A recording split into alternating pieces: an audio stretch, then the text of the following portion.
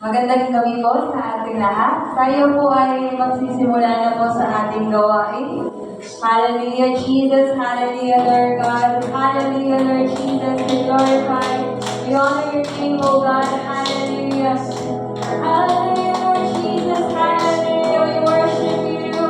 Hallelujah, Lord. Yes, Lord Jesus. Hallelujah. We worship you. We glorify your name on high.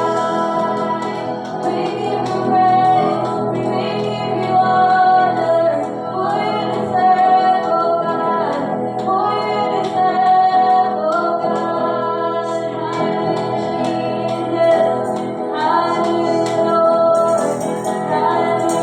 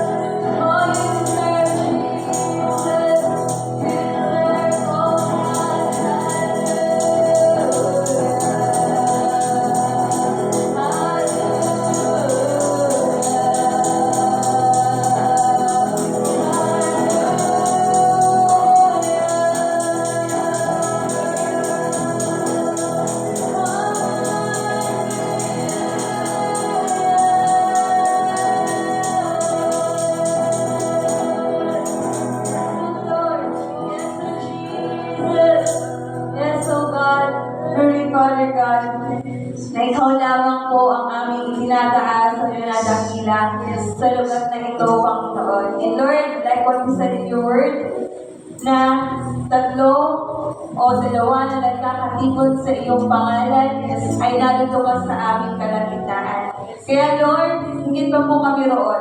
Kaya Ama, nananalig kami, sumasampalataya ang iyong pagsama ay narito, Panginoon, sa gawain. Kaya Ama, tunay na maging mabangong samyo sa iyong harapan ang aming gagawin ng pagsamba, ang aming gagawing pagpupuri, ang aming gagawin, Panginoon, na pakikinig ng iyong mga salita. Tunay, Panginoon, na gumawa sa aming mga buhay. Panginoon, maraming salamat. At ikaw lamang po ang patuloy na siyang may taas at maluwalhati. Sa pangalan ng ating Panginoong Jesus, ang lahat ay magsabi ng Amen! Hallelujah! Kami na po natin salamat. Amen! Hallelujah! Tunay na ating pagkakasal ng kalawangan. Tunay ang pag-ibig ng Diyos sa ating lahat. Amen! Amen! Hallelujah! Kung aking mamasdan ang kalawakan, hindi ko maunawaan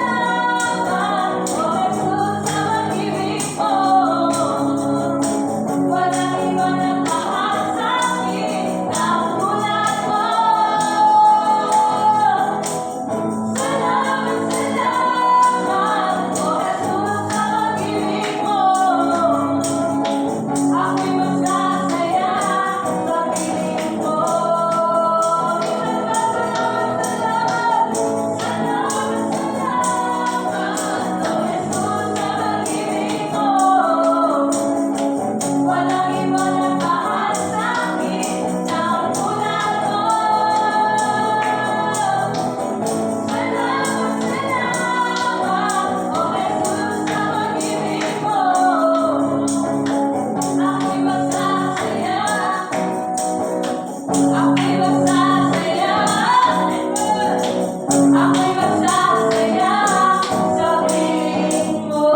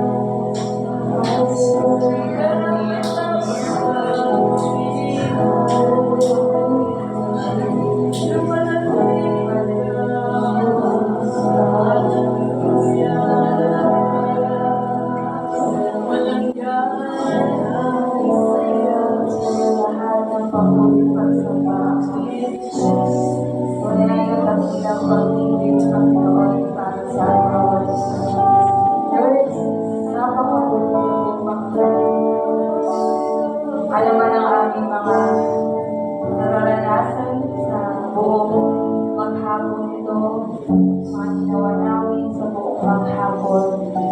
O ito, pagpasalamat po kami sa kalakasan at buhay na pinagkaloob niyo po sa aming Panginoon. Lord, tunay nga na sa iyong mga pagtungkol sa aming mga panalangin. Sa paano po kayo nagpapahayag ng iyong kapangyarihan at kabutihan sa aming buhay. Tunay na wala pong katulad, Panginoon.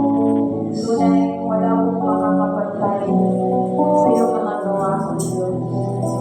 Kaya nga, patuloy ang pag-ibig ito ay aming nahandog sa iyo.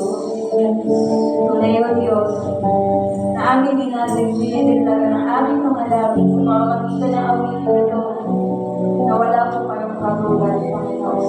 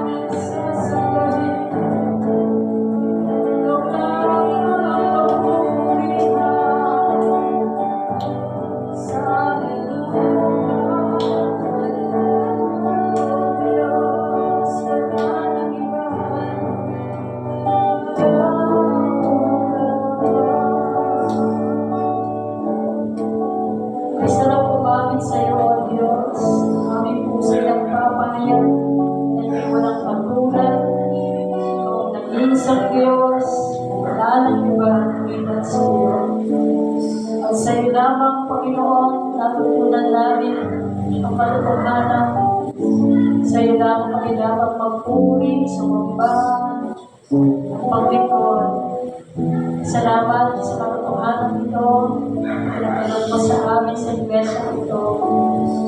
At patunay, kaya kami narito, Panginoon, upang ipagpintuhan ang kaisang panin. Naman yung nararanasan namin, kasakitan man, kahirapan man, kakapusan man, sa mga material na bagay. Ay natutunan namin, Panginoon, sa meron sa wala, kami ay magpupuri sa Diyos. Panginoon, salamat sa buhay ng mga anak na narito na patuloy na nagsasagan ng bibigis sa buhay na ito upang manatiling naglilingkod sa iyo. Pagpalain mo ang buhay ng bawat isa at naman ang kanilang pangailangan ng matagpuin at sa mga magitan ng ibang mga salita, patuloy kami mapalakas, mapagbibay, maaliw sa pagtagsalita may katotohanan, ang salita may makapangyarihan. Panginoon, maraming pong salamat. Patuloy namin welcome ang presensya mo. And let the Holy Spirit guide us, O God, to all truths. Ikaw lamang po ang magtaas, maluwalhang ipapakita sa gabi ito sa pag-aaral namin mga salita. Ito po ang aming dalangin sa pangalan ng Panginoon Jesus. Amen. Amen. God bless. God bless everyone. Good evening. Salamat sa Diyos. Hello? What? Yeah, we're pastors Okay, good evening everyone and welcome sa ating mga midweek service, sa ating believers meeting. Pagkasabi mo sa katabi mo, you are blessed. You are blessed. Okay.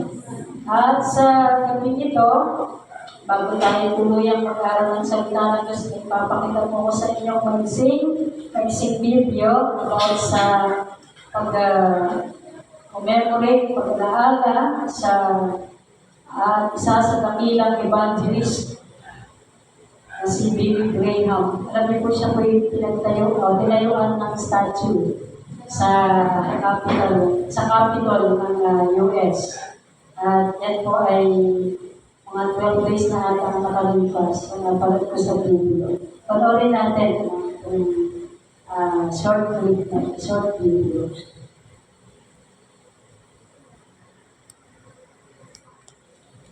Yung anak niya si Franklin Graham, President of the Billy Graham Party District as the same. Our family is honored that our earthly father will be here in this country, pointing the future generations to our Heavenly Father.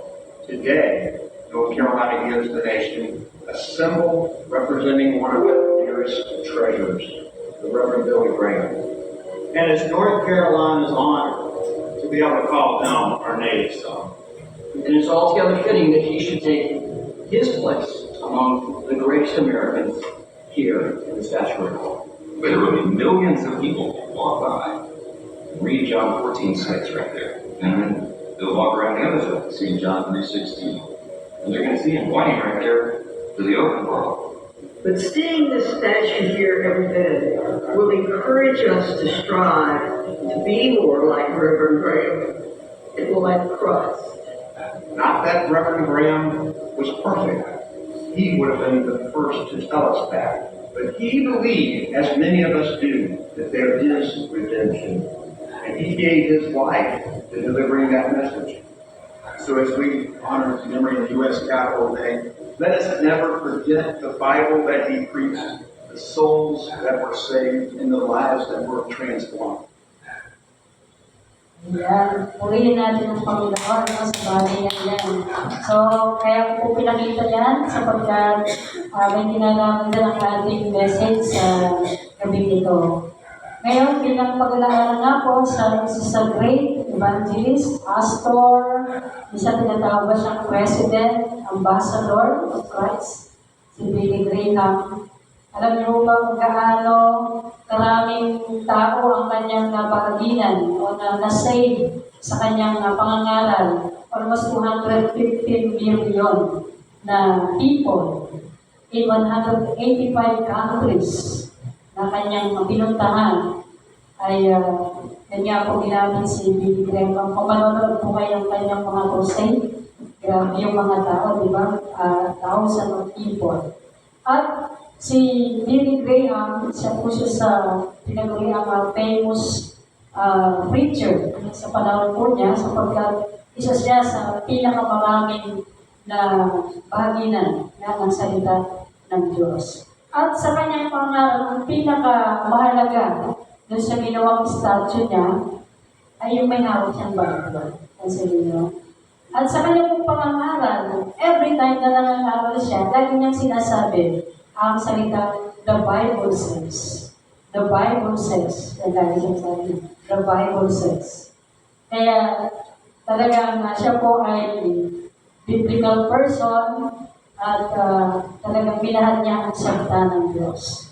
Pero back in 1949, dumating po sa point si Billy Graham, nagkaroon din siya ng tinatawag na pag-aalinlangan dahil nung nagkaroon ng isang conference sa Southern Carolina o California, yung mga mismong kakilala niya ay nagsabi sa kanya na yung Bible is outdated daw.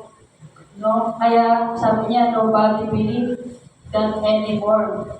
Wala nang naniniwala dyan. Sabi niya, wala nang nagtitiwala dyan. At doon sa na-encounter niya na yun, nabagal po siya, nagulumihanan siya hanggang sa pag-uwi, siya makatulog. Nagtatanong na siya sa Panginoon, Panginoon, totoo ba talaga itong Biblia? So dumating din siya sa pag-alinlangan. At ang ginawa niya nung gabi, dahil maliwanag ng buwan, nilabas niya yung Bible, binuksan niya, nilagay niya doon sa isang stop o isang kung pwede pagpatungan sa gitna ng maliwanag ng buwan. Sabi niya, Panginoon, sabi niya, ilalagay ko dito yung Bible. No matter what the people say, I believe that the Bible is your word.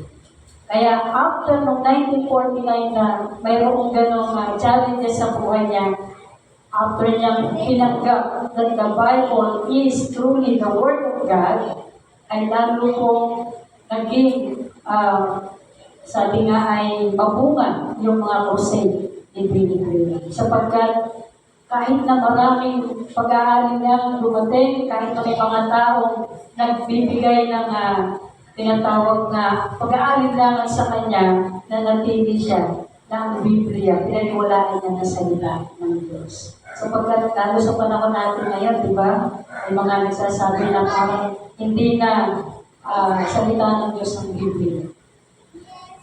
Pero si Billy Graham, pinangawakan niya hanggang sa siya ay mawala ng hininga. Sinasabi niya, the Bible says. The Bible says.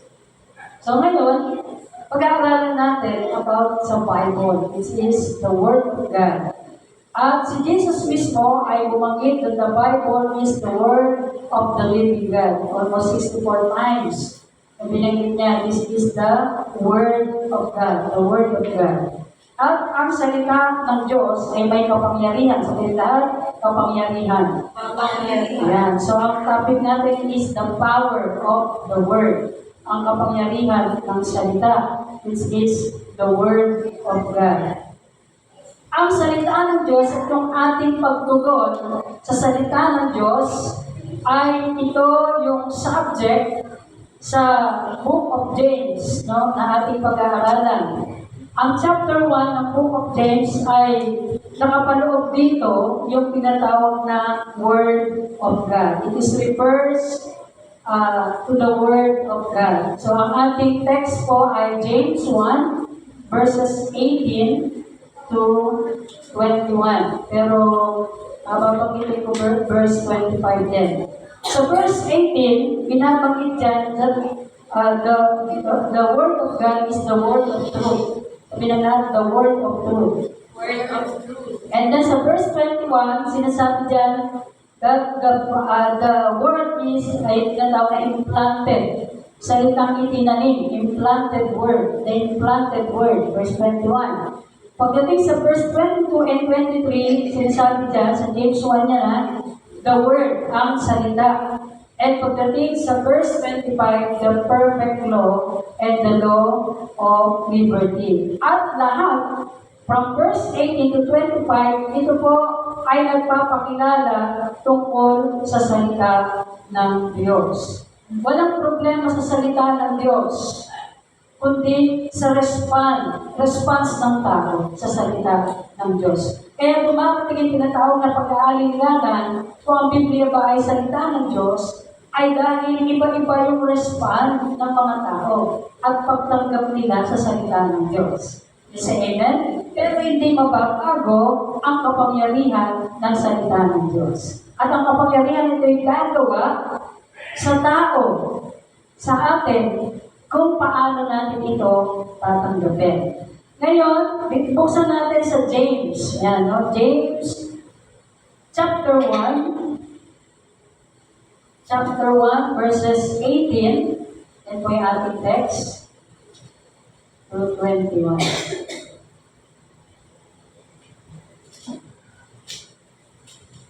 Okay. James 1, chapter 18 to 21. Sabi dito, niloob niyang tayo maging anak niya sa pamagitan ng salita ng katotohanan, upang matangi tayo at maging higit sa lahat ng kanyang mga nilalang. Tandaan ninyo ito, mga kapatid kong minamahal. Matuto kayong makinig, dahan-dahan sa pagsasalita, at huwag agad magagalit, sapagkat ang galit ay di nakakatulong sa tao upang maging matuwid sa paningin ng Diyos. Kaya talikdan ninyo ang inyong marunong gawa, alisin ang masamang asal, at buong pagpapakumbabang tanggapin ang salita ng Diyos na natatanim sa inyong puso. Ito ang makapagliligtas sa inyo. Ganda po ng sinabi ni James dito. What are the three benefits of the Word of God? So, tatlong benepisyo of the Bible, the book, which is the Word of God. Ay sa verse 18, sabi dito ay tinatawag na salita ng katotohanan. So, the book, which is the Word of God, yung benepisyo nito, it produces spiritual birth. It produces spiritual birth. Ito ay nagpo-produce, nagdudulot ng tinatawag na spiritual birth. Hindi ba nang tinanggap natin yung salita ng Diyos? Sabi sa pakikinig, nanggaling ang pananampalataya. At dahil tayo sa pampalataya kay Kristo, ay natutunan natin magsisi sapagkat sinasabi ng salita ng Diyos, lahat tayo nagkasala. Amen? At walang matuwid sa harapan ng Diyos. So kailangan natin pagsisihan ang ating mga kasalanan. At kung ito'y ginawa natin, tinanggap natin si Jesus sa ating puso bilang Panginoon at tagapagligtas sa atin sa Romans 10 verse 9, diba? Kung ipapahayag mo ng iyong bibig na si Jesus Kristo ay nabuhay na magmuli sa mga patay, ay maliligtas ka. Dahil pinaniwalaan mo yan, tinanggap mo yan, ay naranasan natin yung tinatawag na spiritual birth, ay tinatawag na born again experience. Ayan o, doon sa verse 15, binanggit po yan. Ang sabi dyan, kapag ang pita ay tumubo at nagbubunga ito ng pagkakasala, kapag lumala ang kasalanan, ito'y nagbubunga ng kamatayan. So, yung tinatawag ito ng flesh. Kung paano sa yung ating flesh ay pag gumagawa ito ng masama, ito'y maraming ibinubunga. Tama? Halimbawa, nagsinungaling. Magbubunga pa yan pag hindi mo hiningi ng tawad. Pwede pang magbunga ng iba pang kasalanan. Sabi daw, pag naipaglihina, ay ito'y magdudulot ng kamatayan. Pero itong salita ng Diyos, ang kapangyarihan niya, kung ang plasma natin ay pumapatay, dahil sa paggawa ng kasalanan, itong salita ng katotohanan, ito naman ay magdudulot sa atin ng buhay upang ipanganak tayo muli sa pamamagitan ng katotohanan. Amen? Kaya people become born again by the Word of God. Sa pamamagitan ng salita ng Diyos. This is the truth. Sabi na lahat, truth. Katotohanan, not man's truth. Dahil ang mga tao, meron sinasabi na ayon sa kanilang kaunawaan, ito ang totoo. Sabi naman ng iba, ito ang totoo. Pero itong katotohanan binabagit dito ay God's truth, which is the Word of God. And this book, the Bible, which is the Word of God, always talk about the truth. Anong truth? Kung tungkol sa atin. Ano ang sinasabi ng Biblia tungkol sa atin? Diba? Kapag tayo nagbabasa ng Biblia, pinapakilala yung sarili natin ng salita ng Diyos. Amen? Ito ay nagiging salamin ng ating buhay. So, nakikita natin ang katotohanan about us, about our identity, kung ano yung pagkakakilanlan sa atin. So, ito ay binubuksan yung aklat ng ating buhay.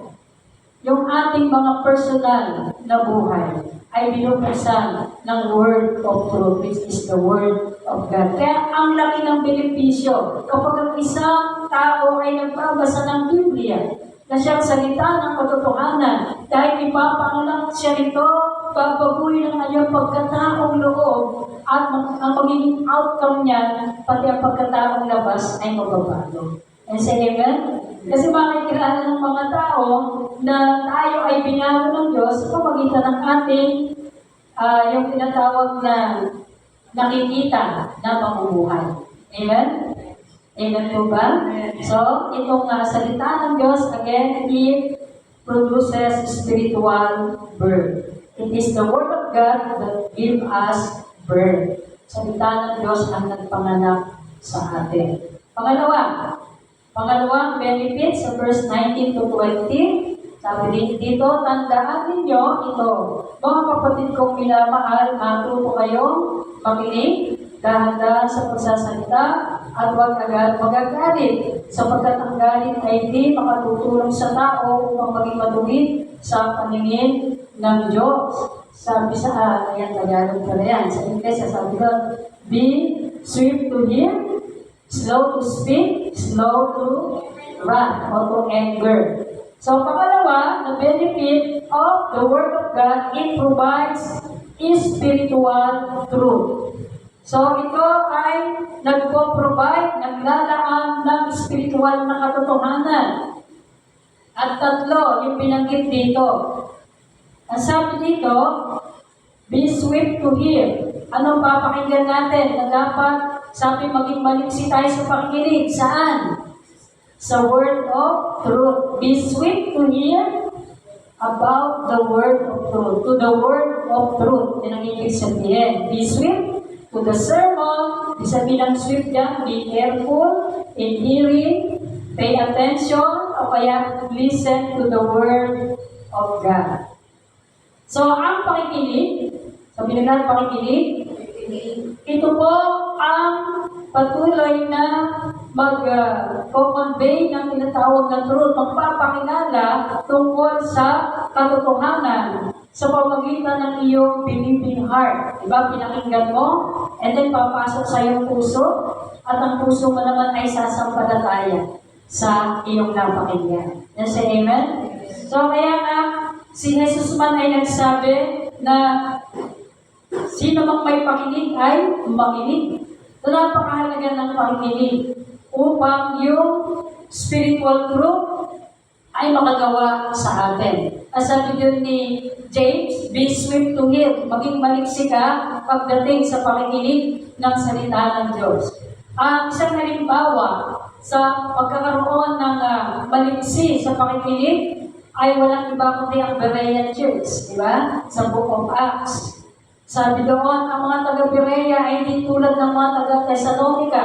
Sapagkat ang mga taga-Berea, pagkatapos nilang makinig, pag-uwi nila sa bahay, inaaral muli nila yung kanilang napakinggan. Hindi kinakalimutan. Meron kasi tagapakinig na lumilimot. At meron din namang tagapakinig na tumutubad. Okay, say amen? Kasi kapag natuto tayong makinig na sabi nga dito, kaliksihan, sweet, na ibig sabihin din dito ay careful, maingat, at nagbibigay tayo ng atensyon sa ating pinapakinggan na salita ng Diyos, ito yung malaki ang magagawa sa buhay natin. Amen? Merong transformation. Tayo nabubuhay sa mundong ito na ang mga tao po ay very poor pagdating sa hearing, sa pakikinig. No? Kasi nga, masyado nang natuon ang ating tainga sa mga devices, sa media, di ba? Mas pinapakinggan na natin kung ano yung mga naririnig natin sa social media, mga media ng mga tao. At ngayon, ang mga ino-offer ng media ay short clips lang dahil ang mga tao nga mainipin pakinig. Mainipin sa pakikinig. No? Kaya ito, napakagandang mensahe sa atin na napakahalaga talaga na magbigay tayo ng atensyon pagdating sa pakikinig ng salita ng Diyos. Kasi amen, be swift to hear. Pangalawa, slow to speak. Sabi dyan, slow to speak. Sa verse 26, sabi dito, kung inaakala ninyo man na siya'y talagang religyoso, ngunit hindi naman marunong magpigil ng dila, dinadaya lamang niya ang kanyang sarili at walang kapuluhan ang kanyang pagiging religyoso. So dito, ang binabanggit ay maging matipid o silence. Better to be silence. Sabi dito, slow to speak, pahinahon sa pagsasalita. So ano bang ibig sabihin ng slow to speak? Slow to speak against the word of truth. Bakit? Kasi nung panahon ni James, mga kapatid, meron sa iglesia, kasi marami din silang mga tinatawag na cell group noon, mga maliliit lang, maunti lang na mga tao na nakikinig sa mga apostle, marami silang house-to-house cell group noon. At kalimitan, ayon sa mga Bible scholars, na nung panahon ng early church, yung mga tao, habang nagsisermon yung preacher, sinasabayan nila. Halimbawa, meron silang narinig na parang hindi nila gusto, mag-comment sila agad. Nakuha ninyo? Ganun yung nangyayari. Kaya si James ay nagsabi ng ganito, slow to speak against the word of truth. Mas mabuting makinig ka, kaya pinuna doon yung pakikinig kaysa mag-comment ka. Yun, no, yung ibig sabihin dyan.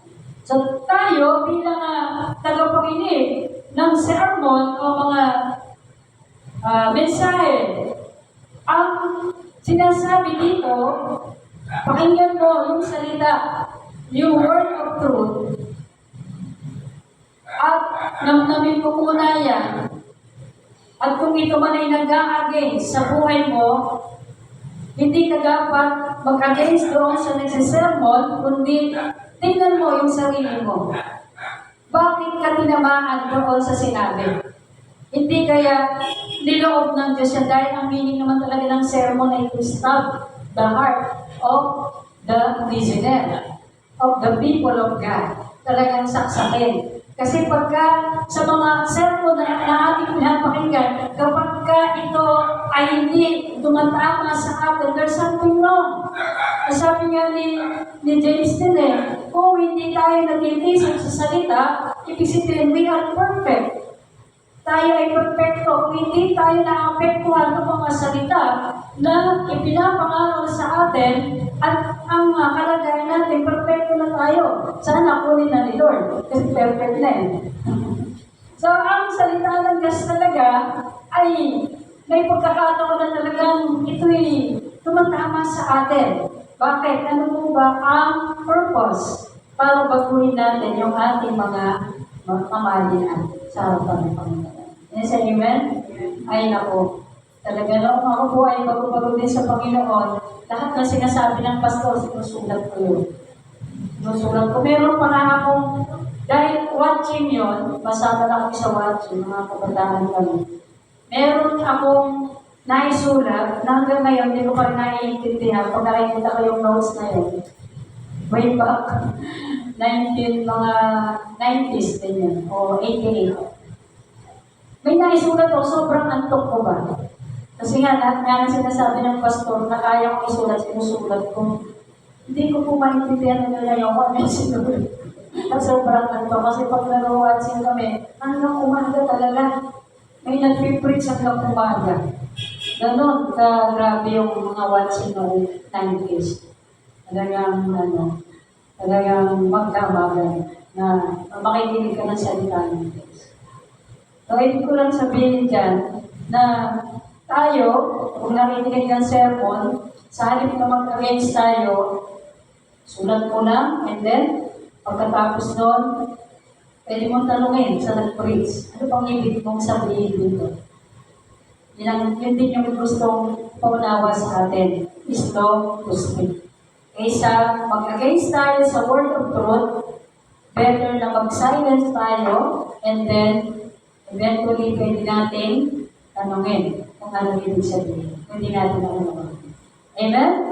At yan ay mag-create pa ng harmony sa samahan sa iglesia. Okay, so again, sabi doon, be swift to hear to the word of God, slow to speak against the word of truth, and then sabi dito, slow to wrath, to anger. So, kinuha ko po yung meaning ng Greek word ng wrath, means orge, O-R-G-E. Ang ibig sabihin pala ng orge, sa original, ay settled anger or hatred, unfair treatment by others, irritability. So, ibig sabihin lang nito, ang sabi ni James ay maging makupad sa pagkagalit. Huwag agad magagalit. Because some people that time are opposing the sermon. Because they don't want to hear it. Kaya na sinabi ko kanina, talagang harap-harapan, nag-oppose ng mga tao. Kaya lang dito sa panahon natin, hindi nga nag-oppose, nag-back out naman. Parang ganun din, di ba? Ang nangyayari. Hindi man harap-harap pag nag-oppose, pero nandun sa puso yung galit, at ang nagresulta, pag-back out, hindi na umaten.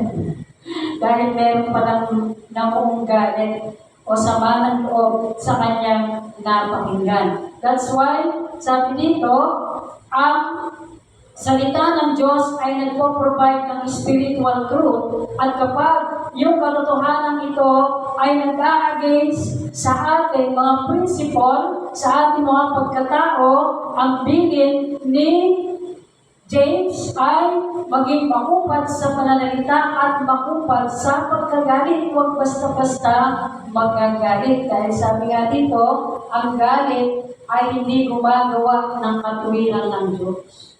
So ito ang nagiging sanhi kung bakit yung mga tao sa church ay nagkakaroon ng tinatawag na offend, no? Pagka-episode ay dahil po ang dali nilang mag-create ng anger sa kanilang heart because of the word they heard, no? Connect against. They don't want to hear that word because of their belief. Mali yung kanilang paniniwala. Naalala ko si Pablo, sabi niya sa Taga-Galacia, have I become your enemy by telling you the truth? Naging kaaway ba ninyo ako sa pagsasabi ko ng katotohanan? Even Paul, dumating siya sa point na ito mga Taga-Galacia, sabi, lumipat sa ibang ebanghelyo na hindi ebanghelyo ni Kristo. Nagkaroon din ng split noon sa Galatia. At may galit sila kay Pablo because of the word na sinulat sa kanila ni Pablo. Ganun din sa panahon natin. Kaya nga, ito'y napakagandang bilin sa ating mga kapatid. Dahil ang pinag-uusapan natin ay the Word of God, the power of the Word of God. Never na makagagawa ang kapangyarihan ng salita ng Diyos sa isang Kristiyano na agad nag-oppose sa kanyang naririnig. agad nagsasalita sa kanyang naririnig about the Word of God. Mahirap makagawa ang kapangyarihan. Mahirap mabago ang mga gayon na hindi inuunawa muna ang salita ng Diyos. Yes, amen? Kaya, ito magandang paalala po sa atin. Okay, dapat tayo sa number 9 din, yun na po. Sa number 1, ano ang benepisyo ng Word of God? Sabi dito, it produces spiritual birth. Pangalawa, it provides spiritual truth. Number 3, it promotes spiritual growth. Ito ay nagpapalago. Sabi na lahat, nagpapalago. Sa verse 21, kaya talikdan ninyo ang inyong maruruming gawa at alisin ang masasamang asal at buong pagpapakumbabang tanggapin ang salita ng Diyos na natarin sa inyong puso. Ito ang makapagliligtas sa inyo. So it promotes spiritual growth. Dito sa salitang ito ni James, napakalinaw na merong dapat alisin.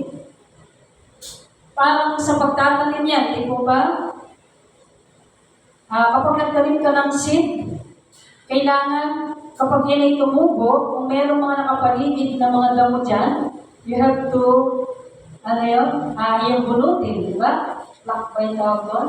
Bunutin yung mga damo para yung halaman na yung itinanim ay lalong lumago. Tama ba? Kasi yung vitamins na dapat sa halaman na mapupunta ay inaagaw ng mga damo. Kaya dito, sinabi ni James, talikdan ninyo maruming gawa. Ayan ay sumisimbolo sa mga damo. At alisin ang masasamang asal.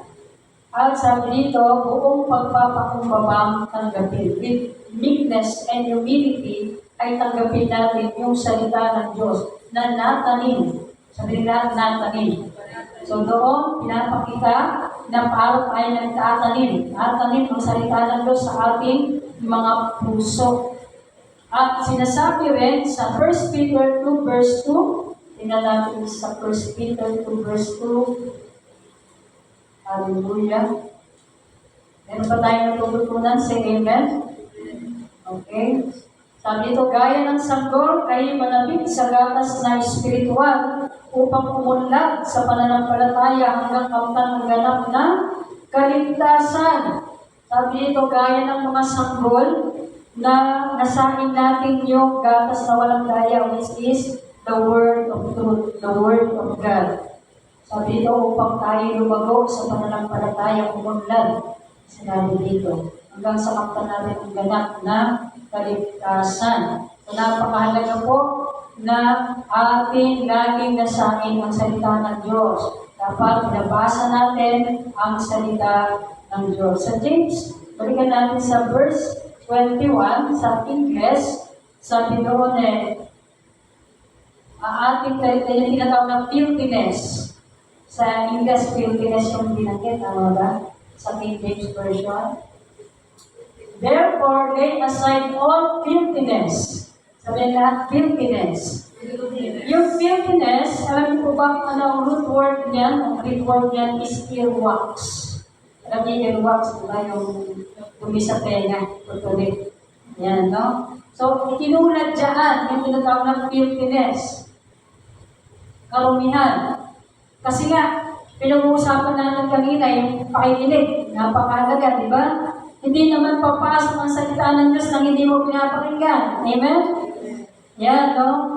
Walang anuman ang salita ng Diyos, hindi mo siya papakinggan. Ngayon, para ang salita ng katotohanan ay makapenetrate sa puso mo, kailangan, gaya ng tenga, maglinis ka muna ng iyong tenga. Kaya na-remove all filthiness. Kung paano sa natural, naalis natin yung limis sa tenga para maging maayos yung ating pakikinig.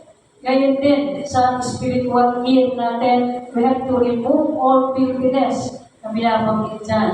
Remove the hindrance sa iyong hearing para ma-receive mo yung word of truth upang ikay lumago. Yan naman ang gusto ng Panginoon. Gaya ng pagtatanim, ay kailangan lumago ng ating mga itinatanim na salita ng Diyos. We have to pull out yung tinatawag na mga hindrance, earwax, spiritual earwax sa ating mga pahinga. Okay. So, yun po, yung ating mga binigyan ng point sa gabing ito. Again, yung Word of God, the power of the Word, ito po yung makagagawa sa atin. Bakit? Kasi kapag ating napakinggan, ating tinatanggap ang salita ng Diyos, it produces spiritual birth, it provides spiritual truth, and it promotes spiritual growth. At kinakailangan para yung spiritual truth ay makagawa sa atin, we have to be swift to hear, maliksi sa pakikinig, tayo maging makupad sa pananalita against the word of truth and slow to anger or wrath against the word of truth. So what is the life point principle? If you are a mature Christian, you love the word of truth. Kung tayo ay, sabi nga, mga lumalago, nagkakaroon ng edad, nagmamature sa pagiging Kristiyano, ay mamahalin natin ang salita ng katotohanan. Because it is the truth that saves you. Ito ang katotohanan na nagligtas sa iyo, and this is the truth. This truth that saves you also sanctify you. Itong salita ng katotohanan na ito nagligtas sa iyo, ay ito rin salitang ito na nagligtas sa iyo ang maglilinis sa iyo, sanctify you. And this word that sanctify you, ay ito rin ang mag-glorify, mag-ahatid sa iyo into glorification. So, from salvation, sanctification to glorification. At kaya ginagawa ng word of truth, the power of the word. Yan ang gumagawa sa atin. Say amen? Alam niyo, napakapalad natin dahil ang Biblia, intact na siya, hindi kagaya noong unang panahon, hiwa-hiwalay ang mga books. Ngayon, nasa isang book na lang, paligitan pa, no? Pinapaliit para handy, para pwede sa packet, sinasabi nila, diba? Kung mali na mata mo, mababasa mo. Pero kung hindi, ay kailangan mo ng malaking Biblia. So, mga kapatid, take the opportunity to hear this word of truth, not agree with it, not go against it, but magkaroon tayo ng weakness to receive it and to live into it. Pag sinabing live, yun yung nakadikit, no? Nakadikit tayo ng word. Alam niyo ba na sa pang-araw-araw nating buhay, isang napakaganda na maging encouragement sa atin ay salita ng Diyos. Kapag tayo may sakit, puntahan natin ang salita ng Diyos na nagsasabi, by His stripes, we are healed. Kapag tayo ay nababalisa, ano sinasabi sa Biblia? Huwag tayong mabalisa sa anumang bagay, kundi sa lahat ng mga bagay, sa pamamagitan ng dahil na may pagpapasalamat, ipakilala nyo ang inyong mga kahilingan sa Diyos. Philippians 4 yan, verse 6, meron kang amin. Diba? So, lahat ng patungkol sa atin, lahat ng nararanasan natin, nandito ang kasagutan sa Word of Truth, sa Bible. Kaya, ang aking encouragement sa lahat ng narito, lalo kayong mga kabataan, medyo, sabi nga, ang inyong mga memory ay ano pa, press na press pa. No? Asang-asa pa siya, matalas pa ang inyong memory. Kailangan mag-invest ng salita ng Diyos. At syempre, hindi man ibig sabihin tayo mga paedad ka, ay iiwan na natin, no? Kaya pa natin magbasa.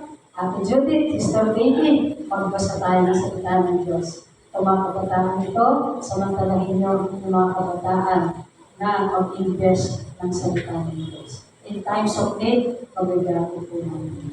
So again, nakaka-amaze si Billy Graham Evangelist Billy Graham. Grabe yung kanyang pagmamahal sa Biblia. Kaya nakita yan ng mga American people. That's why pinatayuan pa siya ng statue. Hindi naman natin kailangan patayo ng statue para sabihin, we love the Bible. Amen? Pag itong sapat na ng Biblia, ang kapangyarihan ng salita ng Diyos ay kumawag sa buhay natin. Magpadalog sa atin hanggang sa tayo din sa pagiging ganap naman ng kalagayan. Amen? Again, the power of the Word, the Bible, the book, the Word of God. Kailangan natin araw-araw. Amen? Salamat po sa Diyos. Tayo po ay manalangin. Thank you, Lord. Heavenly Father, thank you so much. Ito po na napakapalad namin dahil ito na yung Biblia. At dito sa Pilipinas, malaya namin nadadala ang Biblia kahit saan. And thank God sapagkat ang Biblia po ay amin pong pinangahawakan na yung salita ng katotohanan, salitang nagligtas sa amin, salita na bumabago sa amin, salita na mag-aatid sa amin into glorification, into perfection, O God, sapagkat gusto mong mahatid kami sa ganitong kalagayan, sapagkat ito nga po ang mapapabilang sa bride of Christ. That's why, Lord, help us na kami ay magmahal sa iyong mga salita, at puno kami ng pagmamahal sa salita mo, sapagkat ito'y para din sa aming kapakinabangan, upang kami sa buhay na to, ano man ang pagsubok, ano man ang aming maranasan, ano man ang aming pagdaraanan, kami magtatagumpay, kagaya ng aming Panginoong Yesus, aming salita mo, ang kanyang ginamit, upang siya'y magtagumpay sa kaaway na Diyablo. Sa lahat ng kanyang buhay, Panginoon, dito sa lupa, siya'y naging matagumpay dahil pinangahawakan niya ang katotohanan ng iyong mga salita. Kaya din po ang bawat isa sa amin, Panginoon. Help us na manghawakan sa Biblia, sa iyong mga salita, the Word of God. Panginoon, hayaan mo na sa gabi ito, kami magtiwala sa iyo, magtiwala sa iyong pangako, magtiwala sa iyong mga salita. Kaya sa pag-awit namin, Panginoon, aawitin namin ang buong puso. Ako'y nagtitiwala sa iyo. Ito'y gagawin namin bilang panalangin din na rin namin at kapahayagan namin sa iyo. Sa pangalan ng Panginoon Jesus. Awitin namin. Ako'y nagtitiwala sa iyo.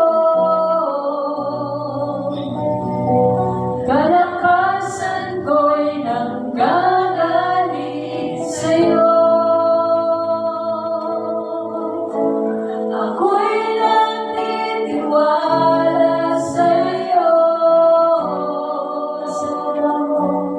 Salita mo ang tanging sandigan ko.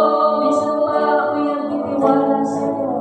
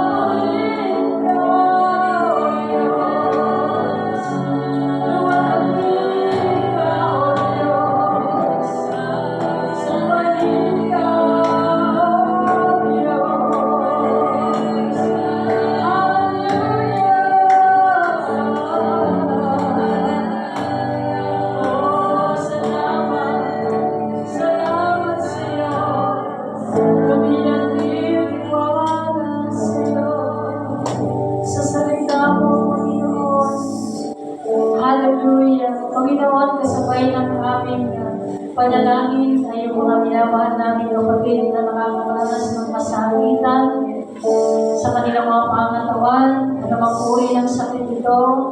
Sila'y aming pinatanas sa iyo. Tipuin mo sila ng iyong pagpaalang kamay at ang salita mo, ang kapangyarihan ng salita mo ay gumawa sa kanila at nagsasabi sa pamamagitan ng lakad sulat ng Panginoong Yesus, kami nagsigaling. At sa pamamagitan, Panginoon, ng salita mo, Panginoon, ay gumaling ang aming mga kapatid na ito right now, in the mighty name of Jesus, and by the power of your word, O God. Yes, Almighty God, at kung meron mang Panginoon na nangangailangan ng kapayapaan ni Kristo mag-hari sa puso at isipan ng iyong mga anak right now, in the name of Jesus. At kung sino man, Panginoon, nagkukulang, merong mga pangailangan, sabi mo sa mga salita that you supply all our needs according to your riches and glory by Christ Jesus. Yes, God Almighty, we claim it. The supply, yung supply mo, Panginoon, in-claim namin sa oras na to in the mighty name of Jesus. Panginoon, lahat po ng pangailangan ng iyong mga anak ay provided mo because you are Jehovah Jireh, our provider in all aspects ng buhay namin. Kaya nga, O Diyos, kami ay palaging sasangguni sa iyong mga salita, lalo na sa panahon ng aming pangangailangan, sapagkat narito ang katugunan ng lahat ng aming pangailangan. O Diyos na makapangyarihan, sa iyo po pinagkakatuwa ng aming minamahal ng mga kapatid na nagsigalo sa gabi nito, at kapayapaan mo nga ang pag-ibig ng Panginoong Jesucristo at ang pag-isama ng Banal na Espiritu ay managana sa bawat isa na narito. Salamat po, Ama, at tanggapin mo ang pinapatas ng papuri, glory at kadakilaan. Sa pangalan po ng aming Panginoong Jesus, tayo magsabi ng Amen. Praise the Lord. Tayo na po sa pagkakaloob. Oras ng salamat.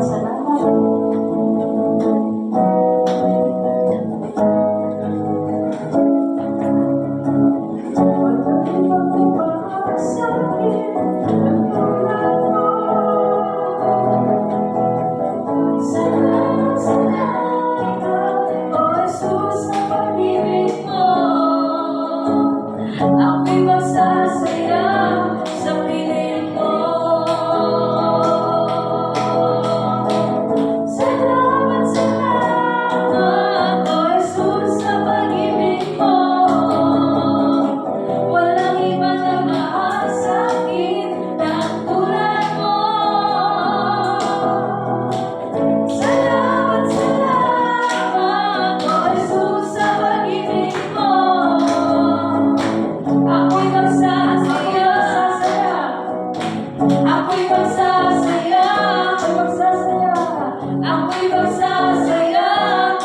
piling mo.